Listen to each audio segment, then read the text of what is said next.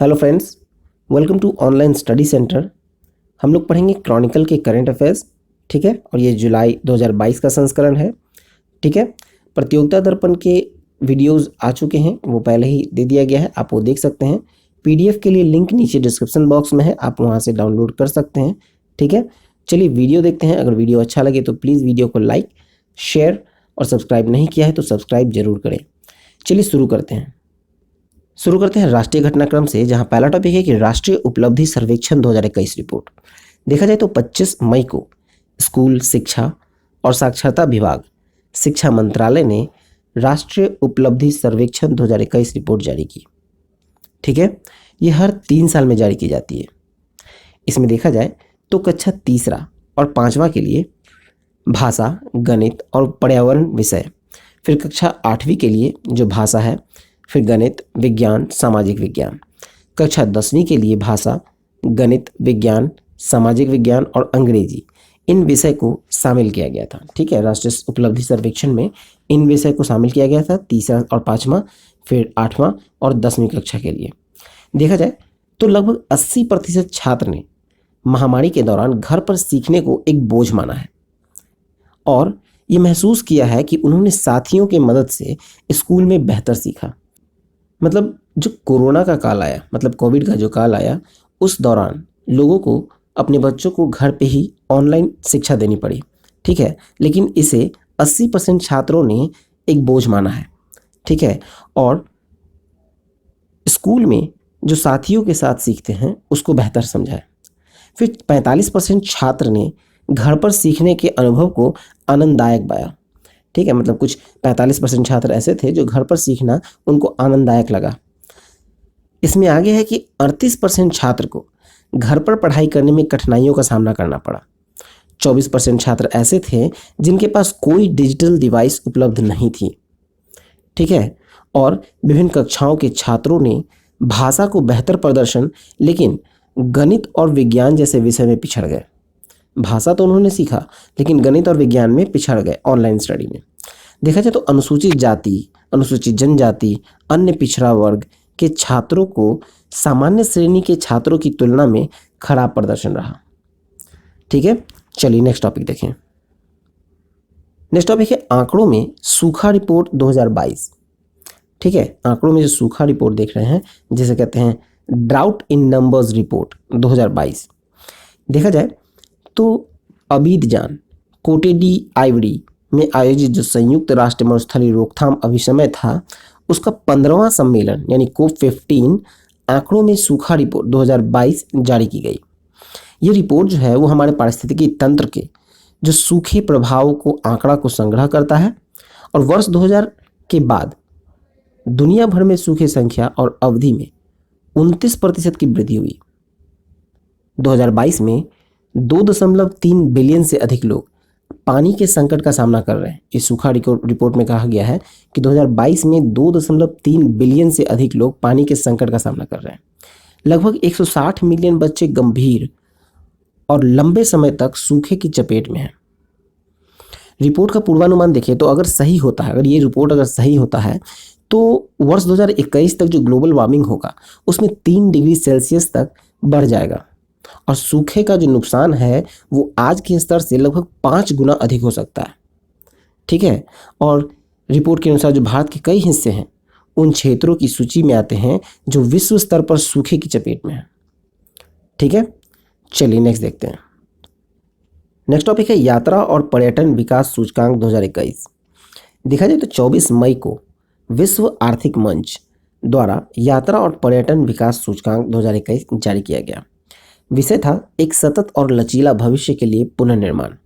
English में कहें तो rebuilding for a sustainable and resilient future. सूचकांक में कुल शामिल देश थे 117। प्रथम 5 देश अगर देखें तो इसमें पहले स्थान पे है जापान, दूसरे पे अमेरिका, तीसरे पे स्पेन, चौथे पे फ्रांस, 5वें पे जर्मनी। सूचकांक में जो सबसे निचले स्तर पे मतलब कि 117वें स्थान पे जो है वो है चाड। भारत का स्थान 54वां है और स्कोर रहा 4.1। चलिए नेक्स्ट देखें। नेक्स्ट टॉपिक है सुप्रीम कोर्ट ने दी सेक्स वर्क को पेशे के रूप में मान्यता। ठीक है, जो सेक्स वर्कर हैं, सेक्स वर्क को उनकी जो प्रोफेशन को इन्होंने मतलब सुप्रीम कोर्ट ने अब एक पेशे के रूप में मान्यता दी है। 25 मई को सुप्रीम कोर्ट में संविधान के अनुच्छेद 142 के तहत अपनी विशेष शक्तियों का इस्तेमाल करते हुए एक महत्वपूर्ण आदेश में सेक्स वर्क को एक पेशा मतलब एक प्रोफेशन के रूप में मान्यता दिया गया। ये सुप्रीम कोर्ट का अगर फैसला का हम लोग विशेषता देखें तो इसमें कहा गया कि सेक्स वर्कर कानून के तहत सम्मान और समान सुरक्षा के हकदार हैं। संविधान के अनुच्छेद 21 के तहत देश में प्रत्येक व्यक्ति को सम्मानजनक जीवन का अधिकार है, चाहे वो किसी भी पेशे से हो। किसी वेश्यालय पर छापा मारा जाए तो यौन कर्मियों को गिरफ्तार या दंडित या परेशान या पीड़ित नहीं किया जाना चाहिए, क्योंकि स्वैच्छिक सेक्स वर्क अवैध नहीं है और केवल वेश्यालय चलाना गैरकानूनी है। ये सुप्रीम कोर्ट का जो फैसला था उसकी विशेषताओं में है, ठीक है, कि वेश्यालय जो चलते हैं वो गैरकानूनी है।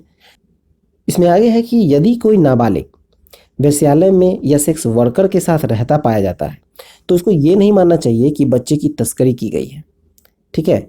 और यौन उत्पीड़न के शिकार जो सेक्स वर्कर हैं उसको तत्काल चिकित्सा, कानूनी देखभाल सहित हर सुविधा प्रदान की जानी चाहिए, ठीक है। ये कुछ विशेषताएं थी सुप्रीम कोर्ट के फैसले की। चलिए नेक्स्ट देखते हैं। नेक्स्ट टॉपिक है टोमेटो फ्लू। मई 2022 में केरल और उड़ीसा राज्य में टोमेटो फ्लू के मामले सामने आए। टोमेटो फ्लू क्या है? देखा जाए तो ये 5 साल से कम उम्र के बच्चों को प्रभावित करता हुआ एक फ्लू है, मतलब एक बुखार है। संक्रमित बच्चे जो होते हैं उसके शरीर पे टमाटर की तरह चकत्ते बन जाते हैं और ये लाल रंग का होता है, इसलिए इसको टोमेटो फ्लू या फिर टोमेटो फीवर भी कहते हैं, ठीक है। इसका अगर लक्षण देखें तो लाल रंग के चकत्ता मतलब कि त्वचा में जलन और निर्जलीकरण हो जाता है। थकान, जोड़ों में दर्द, पेट में ऐंठन, मतली, उल्टी, दस्त, खांसी, छींकना, नाक बहना, तेज बुखार और शरीर में दर्द भी हो सकता है। कुछ मामलों में ये पैरों और हाथों का रंग बदल सकता है, ठीक है। इसमें है कि कोई इस फ्लू से अगर संक्रमित है तो उसको अलग थलग रखने की जरूरत है, मतलब एक तरह से क्वारंटाइन करने की जरूरत है, ठीक है। क्वारंटाइन करने की जरूरत है क्योंकि यह एक व्यक्ति से दूसरे व्यक्ति में तेजी से फैलता है। इसके लिए कोई विशिष्ट दवा नहीं बनी है और उचित देखभाल और स्वच्छता से लक्षण अपने आप समाप्त हो जाते हैं। चलिए नेक्स्ट देखें। केरल के स्वास्थ्य विभाग के अनुसार मई 2022 में कासरगोड में फूड पॉइजनिंग की घटना हुई और ये हुआ सिगेला बैक्टीरिया के कारण। देखा जाए तो यहाँ एक भोजनालय में चिकन सावरमा खाने के बाद लोगों के रक्त और मल में इस बैक्टीरिया की उपस्थिति की पुष्टि हुई है, ठीक है। सिगेला बैक्टीरिया जो है वो सिग्लोसिस नामक संक्रमण के कारण बनता है। कारण इसका है ये भोजन और पानी से होने वाले संक्रमण है।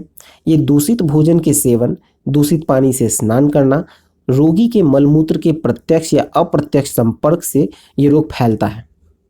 इसके लक्षण जो देखे जाएं तो वह है कि अधिकांश रोगियों में दस्त, कभी कभी खूनी, फिर पेट में ऐंठन और बुखार की शिकायत होती है। उपचार है कि लगातार हाथ धोएं। सिगेला संक्रमण को 70% तक हाथ धोने से ही कम किया जा सकता है। गंभीर बीमारी वाले लोग होते हैं उसको एंटीबायोटिक दवा भी दी जानी चाहिए। आगे है सिगेला बैक्टीरिया के प्रकार। तो देखिए ये 4 प्रकार के होते हैं। सिगेला बैक्टीरिया जो है जो कि मनुष्य को प्रभावित करे वो 4 प्रकार के होते हैं। एक है सिगेला सोनोई, सिगेला फ्लेक्सनेई, फिर है सिगेला बॉयडी, फिर है सिगेला डाइसेंट्रिया। ये सबसे गंभीर है। डाइसेंट्रिया जो सिगेला डाइसेंट्रिया है वो सबसे गंभीर है और बीमारी का कारण बनता है क्योंकि यह विष पैदा करता है, ठीक है, ये विष पैदा करता है। नेक्स्ट है ऑपरेशन दूधी। तो देखा जाए तो 9 मई 2022 को देश की रक्षा इतिहास में सबसे सफल आतंकवाद विरोधी अभियान था जो कि ऑपरेशन दूधी था। उसे उसके असम राइफल्स के जो जीवित सैनिक हैं उनको सम्मानित किया गया। देखा जाए तो ऑपरेशन दूधी जो चला था वो आपको 1989 से लेकर 1992 के बीच जम्मू कश्मीर में तैनात जो असम राइफल्स की 7वीं बटालियन थी उनके द्वारा चलाया गया था, ठीक है। और इस अभियान के तहत नायब सूबेदार पदम बहादुर छेत्री के नेतृत्व में दूधी और कुपवाड़ा में जम्मू कश्मीर के असम राइफल की 7वीं बटालियन ने 15 सैनिकों की एक दल ने 5 मई 1991 को 72 पाकिस्तानी प्रशिक्षित आतंकवादी को मार गिराया और 13 को लगभग 14,000 फीट की ऊंचाई पर पकड़ लिया था, ठीक है। चलिए नेक्स्ट देखते हैं। नेक्स्ट है ई अधिगम योजना। ई अधिगम मतलब अधिगम का फुल फॉर्म देखा जाए तो यह है advanced digital Haryana initiative of government with adaptive modules. देखा जाए तो 5 मई को हरियाणा के मुख्यमंत्री मनोहर लाल खट्टर ने रोहतक में महर्षि दयानंद विश्वविद्यालय में इस योजना की शुरुआत की। इस योजना में ये था कि जो कक्षा 10 से 12वीं तक के छात्र हैं उनको 5 लाख छात्रों को टैबलेट प्रदान करना है, ठीक है, और लगभग 3 लाख टैबलेट वितरित किए गए। इन डिवाइस में प्री लोडेड कंटेंट के साथ personalised and adaptive learning software है और 2 GB का मुफ्त डाटा मिलेगा, ठीक है। चलिए नेक्स्ट देखते हैं। नेक्स्ट है मुख्यमंत्री मितान योजना। 1 मई 2022 को छत्तीसगढ़ के मुख्यमंत्री भूपेश बघेल ने मुख्यमंत्री मितान योजना का शुभारंभ किया। इस योजना के तहत बुजुर्गों, दिव्यांगों और निरक्षरों को घर बैठे आसानी से 100 प्रकार की सेवाएं मिल सकेगी। इस योजना के तहत नागरिकों के मूल निवास प्रमाण पत्र, जाति प्रमाण पत्र, आय प्रमाण पत्र जैसे दस्तावेज की प्रति और गैर डिजिटाइज्ड भूमि रिकॉर्ड आदि की प्राप्ति जो है, और फिर मृत्यु प्रमाण पत्र, विवाह पंजीकरण प्रमाण पत्र, जन्म प्रमाण पत्र, दुकान और प्रतिष्ठान प्रमाण पत्र, जन्म प्रमाण पत्र में सुधार किया जाए या मृत्यु प्रमाण पत्र पर सुधार हो, विवाह प्रमाण पत्र पर सुधार हो, इन सभी को नागरिक सेवाओं को घर बैठे मिलेगी, ठीक है। नागरिक सेवाएं जो है वो घर बैठे मिलेगी। नागरिक मितान से टोल फ्री नंबर पर जो कि है 14545 से संपर्क कर सकते हैं, ठीक है। मतलब जो आपको सर्विस देंगे उसको मितान कहा गया है, ठीक है, और टोल फ्री नंबर जारी किया गया है 14545, इससे संपर्क करें।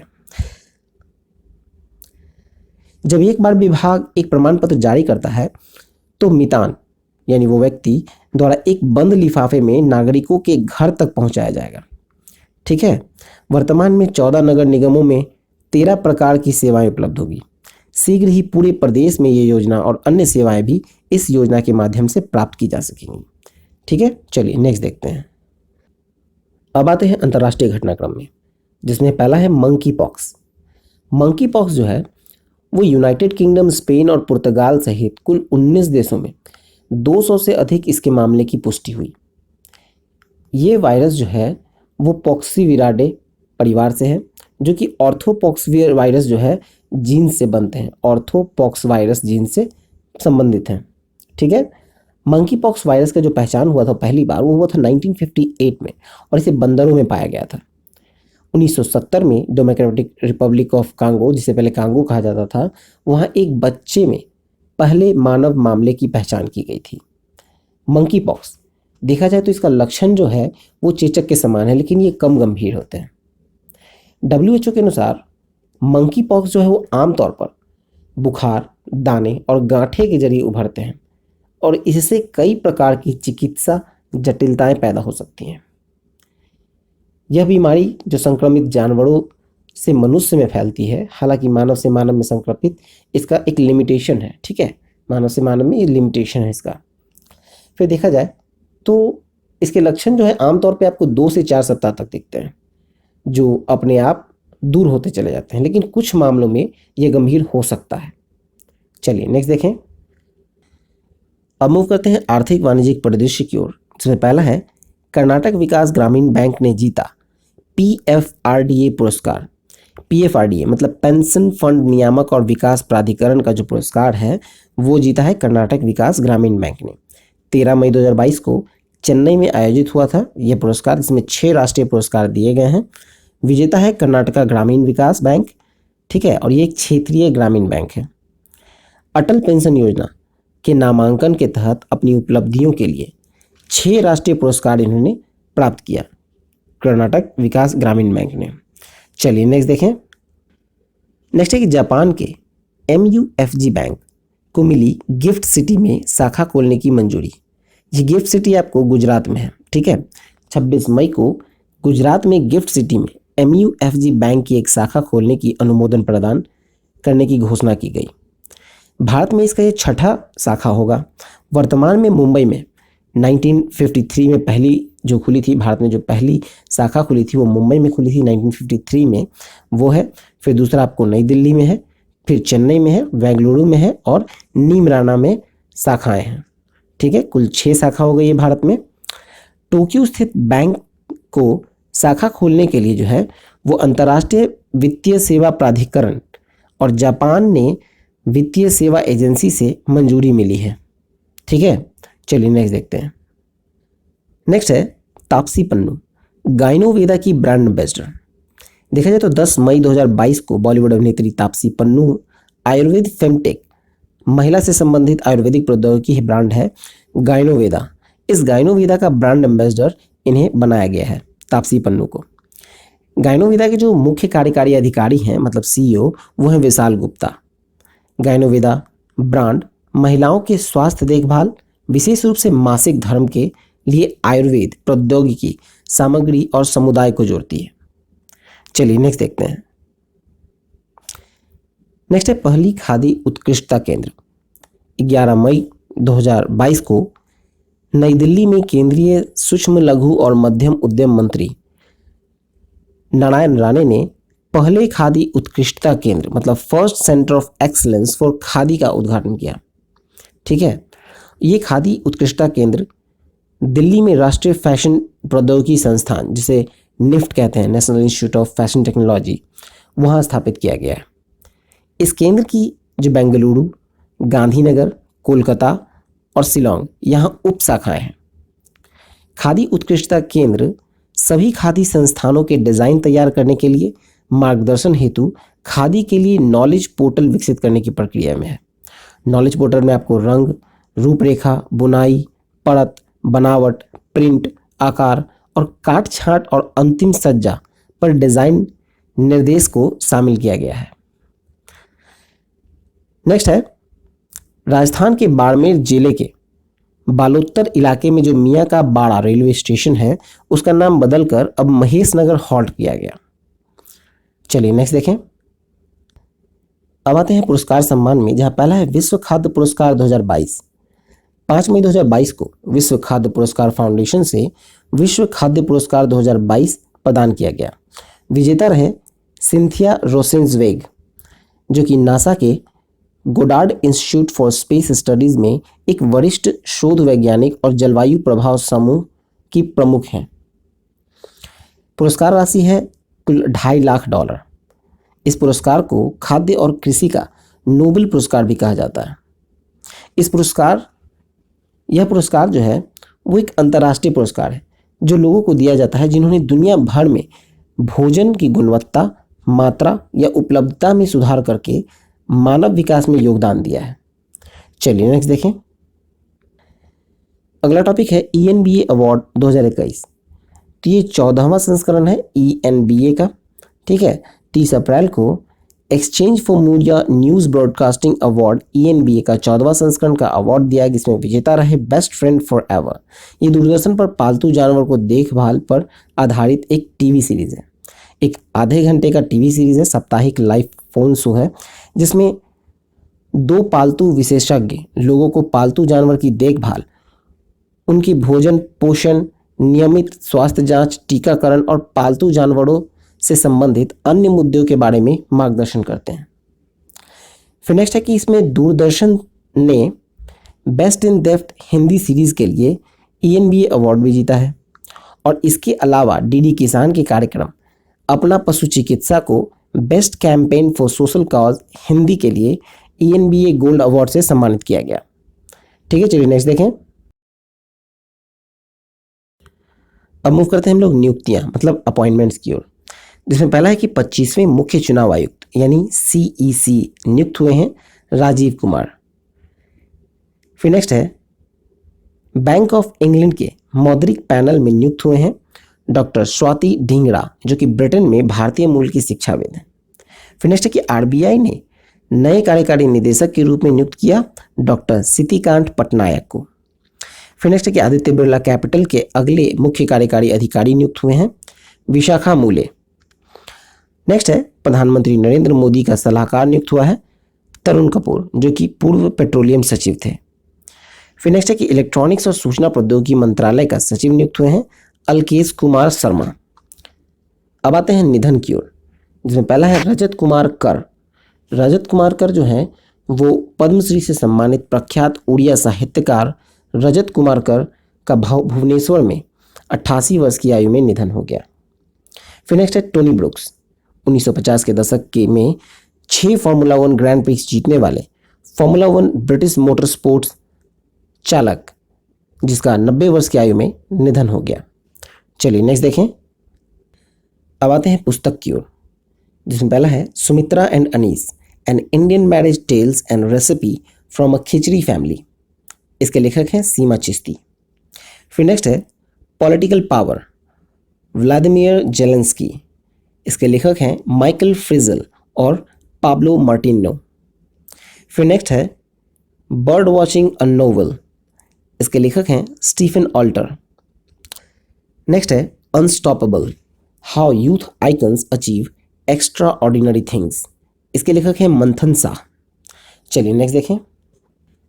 बुक्स में आगे है sunny side up. Sunny side up के लेखक हैं सुनैना काचुरे भिड़े। फिर नेक्स्ट है the power of the ballot travail and triumph in election. इसके लेखक हैं विपुल महेश्वरी और अनिल महेश्वरी। फिर नेक्स्ट है the struggle for police reforms in India. इसके लेखक हैं प्रकाश सिंह, जो कि पूर्व आईपीएस हैं। फिर नेक्स्ट है leaders politicians citizen 50 figures who influenced India's politics. इसके लेखक हैं रशीद किदवई। चलिए नेक्स्ट देखें। अब मूव करते हैं खेल कूद की ओर, जिसमें पहला है चर्चित खेल व्यक्तित्व। ये जो आपको दिया जा रहा है खेल कूद, ये क्रॉनिकल का है। ठीक है, क्रॉनिकल का जो बचा हुआ टॉपिक है उसको कवर किया गया है खेल कूद का। चलिए देखें। निखत जरीन, ये 19 मई 2022 को इस्तांबुल टर्की में अंतर्राष्ट्रीय मुक्केबाजी संघ का जो निखत जरीन ने महिला विश्व मुक्केबाजी चैंपियनशिप 2022 में स्वर्ण पदक जीता। 52 किलोग्राम वर्ग में फाइनल में थाईलैंड की जितपोंग जुटामास को 5-0 से पराजित किया है। फिर नेक्स्ट है ज्योति याराजी, जो कि भारत की ज्योति याराजी ने 2 सप्ताह से भी कम समय में दूसरी बार महिलाओं की 100 मीटर बाधा दौड़ का राष्ट्रीय रिकॉर्ड तोड़ते हुए ब्रिटेन में लॉफ्टबोरो इंटरनेशनल एथलेटिक्स मीट में स्वर्ण पदक जीता। 13.11 सेकंड में दौड़ पूरी की और 13.23 सेकंड में अपने राष्ट्रीय रिकॉर्ड का सुधार किया। इसके बाद भी इन्होंने अपना सुधार किया है तीसरा, ठीक है, 13.04 सेकंड में। ठीक है, 3 बार रिकॉर्ड तोड़ा इन्होंने। फिर नेक्स्ट है हर्षदा शरद गरुड़। 2 मई 2022 को भारोत्तोलन में हर्षदा शरद गरुड़ ने ग्रीस के हरकुलियन में अंतर्राष्ट्रीय भारोत्तोलन महासंघ जूनियर विश्व चैंपियनशिप में स्वर्ण पदक जीतने वाली पहली भारतीय बन गई। 45 किलोग्राम वर्ग में 153 किलोग्राम भार उठाया, जिसमें स्नैच में 70 किलोग्राम और क्लीन एंड जर्क में 83 किलोग्राम शामिल था। चलिए आगे देखें। नेक्स्ट है कमल प्रीत कौर। यहाँ प्रति हो गया, ठीक है, यहाँ कमल प्रीत कौर होगा। 29 मार्च को परीक्षण में ओलंपियन डिस्कस थ्रो चक्का फेंक खिलाड़ी कमलप्रीत कौर को एथलेटिक्स इंटीग्रिटी यूनिट ने मई 2022 में प्रतिबंधित पदार्थ के लिए टेस्ट में पॉजिटिव पाया जाने के बाद अंतिम रूप से निलंबित कर दिया गया। चलिए आगे देखें। नेक्स्ट है आईपीएल 2022। आईपीएल 2022 के बारे में देखें तो ये 26 मार्च से 29 मई तक आईपीएल का 15वां संस्करण देश के 4 प्रमुख शहर में, जिसमें मुंबई, पुणे, कोलकाता और अहमदाबाद, यहाँ खेले गए हैं। कुल 10 टीमें थीं, जिसमें इस बार 2 नई टीम आई है। मतलब पहले 8 टीमें थी, इस बार 2 नई टीम ऐड हुई है, लखनऊ सुपर जायंट्स और गुजरात टाइटंस। ठीक है, इस सत्र में 2 नई टीमें शामिल हुई। और आईपीएल जो 15वां संस्करण है, इसका टाइटल जो प्रायोजक है, टाइटल प्रायोजक वो है टाटा समूह। ठीक है, नरेंद्र मोदी क्रिकेट स्टेडियम में फाइनल में इंडियन प्रीमियर लीग में दुनिया की सबसे बड़ी क्रिकेट जर्सी, जो कि 66x42 मीटर की, उसे लॉन्च करने के साथ Guinness book of world record में अपना नाम दर्ज किया। ठीक है, फाइनल में जो विजेता रहे वो है गुजरात टाइटंस। इसके कप्तान थे हार्दिक पांड्या और पुरस्कार राशि जो मिली वो है 20 करोड़। उप विजेता रहे राजस्थान रॉयल्स, कप्तान थे संजू सैमसन, पुरस्कार राशि 13 करोड़। चलिए नेक्स्ट देखें। चलिए इसमें आगे देखें। अब आते हैं पुरस्कार विजेता की ओर। तो देखा जाए तो most valuable player of the season, जिसे प्लेयर ऑफ द सीरीज कहा जाए, तो वो है जोस बटलर, राजस्थान रॉयल्स के थे जोस बटलर। फिर नेक्स्ट है सीजन में सर्वाधिक रन के लिए जो ऑरेंज कैप दिया गया, ऑरेंज कैप दिया गया, वो भी जोस बटलर को दिया गया। राजस्थान रॉयल्स के 863 रन इन्होंने बनाए थे। फिर सीजन में सर्वाधिक विकेट के लिए जो पर्पल कैप दिया गया, वो यजुवेंद्र चहल को दिया गया। राजस्थान रॉयल्स के थे, 27 विकेट इन्होंने लिया। सीजन का emerging player Umran Malik, Sunrisers Hyderabad के थे। सीजन में सर्वाधिक छक्के लगाने वाले थे जोस बटलर, कुल 45 छक्के मारे इन्होंने। और सीजन में सबसे अधिक चौके भी जोस बटलर ने ही मारे हैं, कुल 83 चौके मारे थे। सीजन में जो सुपर स्ट्राइकर का खिताब मिला वो दिनेश कार्तिक मिला, जो कि 183.33 का स्ट्राइक रेट था उनका, और ये रॉयल चैलेंजर बैंगलोर के थे। फिर game changer of the season अगर देखें तो ये थे Jos Buttler. Power play of the season Jos Buttler, ठीक है। और फेयर प्ले पुरस्कार जो दिया वो दिया राजस्थान रॉयल्स और गुजरात टाइटंस को संयुक्त विजेता के रूप में। चलिए आगे देखें। अब आते हैं खेलो इंडिया यूनिवर्सिटी गेम्स 2021, जो कि 24 अप्रैल से 3 मई 2022 तक खेलो इंडिया यूनिवर्सिटी गेम्स का दूसरा संस्करण का आयोजन बेंगलुरु में किया गया। विजेता थे जैन यूनिवर्सिटी के, जो कि जैन डीम्ड टू बी है, उसको 20 स्वर्ण, 7 रजत और 5 कांस्य पदक के साथ ये प्रथम स्थान पर रहा। फिर दूसरा है लवली प्रोफेशनल यूनिवर्सिटी, जो कि 17 पदक जीते। फिर है पंजाब विश्वविद्यालय, 15 पदक जीते। जैन यूनिवर्सिटी के जो शिव श्रीधर हैं वो 11 स्वर्ण जीतकर स्टार तैराक के रूप में उभरे हैं। चलिए नेक्स्ट देखें। अब मूव करते हैं दिवस की ओर। पहला है 1 मई, अंतर्राष्ट्रीय श्रमिक दिवस, इंटरनेशनल लेबर डे। फिर 2 मई को है विश्व टूना दिवस, ठीक है, टूना एक मछली होती है। फिर 3 मई को है विश्व प्रेस स्वतंत्रता दिवस, जिसका थीम था जर्नलिज्म अंडर डिजिटल सीज। 3 मई को एक विश्व अस्थमा दिवस भी था, जिसका थीम है closing gaps in asthma care. फिर 8 मई को है अंतर्राष्ट्रीय थैलेसीमिया दिवस, जिसका थीम है जागरूक रहें, साझा करें, देखभाल करें, थैलेसीमिया ज्ञान में सुधार के लिए वैश्विक समुदाय के साथ मिलकर काम करना। 8 मई को विश्व रेड क्रॉस दिवस मनाया गया, जिसका विषय है बी ह्यूमन काइंड। फिर 11 तारीख को राष्ट्रीय प्रौद्योगिकी दिवस, 11 मई को राष्ट्रीय प्रौद्योगिकी दिवस, जिसका थीम था प्रगति, प्रौद्योगिकी, नवाचार के माध्यम से विकास की राह को बढ़ावा देना, या फिर promoting avenues for growth through technological innovations. आगे देखें। नेक्स्ट है 12 मई। 12 मई को अंतर्राष्ट्रीय नर्स दिवस मनाया गया। विषय है nurse, a voice to lead, invest in nursing and respect rights to secure global health. फिर 12 मई को अंतर्राष्ट्रीय पादप स्वास्थ्य दिवस मनाया गया, जिसका थीम है पौधों की रक्षा, जीवन की रक्षा, प्रोटेक्टिंग प्लांट्स, प्रोटेक्टिंग लाइफ। 14 मई को था विश्व प्रवासी पक्षी दिवस, जिसका थीम है प्रकाश प्रदूषण यानी लाइट पॉल्यूशन। 15 मई को मनाया गया अंतर्राष्ट्रीय परिवार दिवस, परिवार और शहरीकरण, फैमिलीज एंड अर्बनाइजेशन।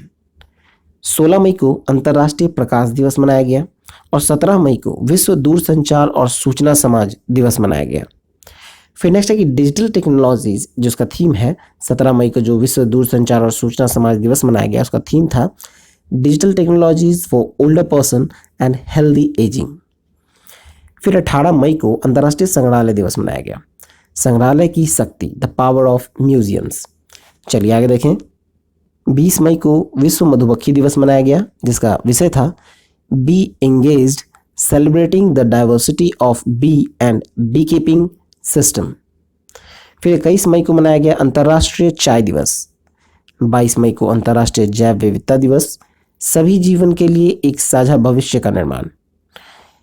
23 मई को मनाया गया विश्व कछुआ दिवस, सेलिब्रेट सभी कछुओं से प्यार करने और रक्षा करने के लिए कहें। 25 मई को था विश्व थायराइड दिवस। फिर 29 मई को संयुक्त राष्ट्र शांति सैनिकों का अंतर्राष्ट्रीय दिवस, जिसका थीम है लोग, शांति, प्रगति, साझेदारी की शक्ति। फिर 31 मई को है विश्व तंबाकू निषेध दिवस, यानी tobacco threat to our environment. चलिए आगे देखें। आई होप आपको अच्छा लगा हो वीडियो, तो वीडियो को लाइक, शेयर और सब्सक्राइब जरूर करें। लाइक, शेयर और कमेंट करने से हमें प्रोत्साहन मिलती है। ठीक है, टेलीग्राम पे ज्वाइन कर लें, लिंक डिस्क्रिप्शन में है। आप फेसबुक चैनल को भी ज्वाइन कर लें, उसका भी लिंक दिया गया है। ठीक है, onlinestudycenter.in पर PDF अपलोड है। PDF का लिंक नीचे डिस्क्रिप्शन बॉक्स में भी है, आप वहाँ से PDF डाउनलोड कर सकते हैं। मिलते हैं नेक्स्ट वीडियो में। जय हिंद।